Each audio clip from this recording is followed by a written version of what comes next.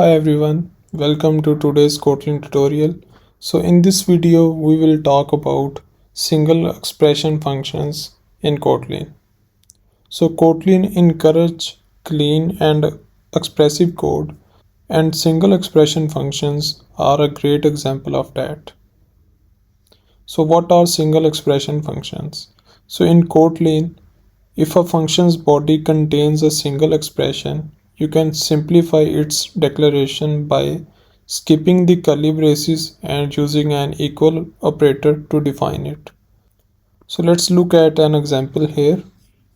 So here I'm going to create a function which will be used to add two numbers here.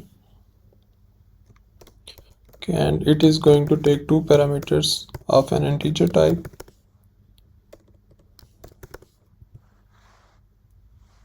Okay, so here I'm defining the return type as well, and here I'm going to use the curly braces and I will return the result of the addition of these two variables. So this is the standard way of defining a function.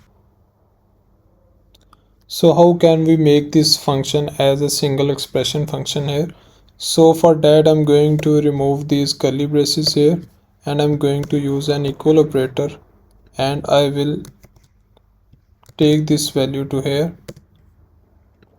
So we don't need to add the curly braces, and we don't need to add the return keyword with this expression here. So here a plus b is going to return the sum of these two variables here.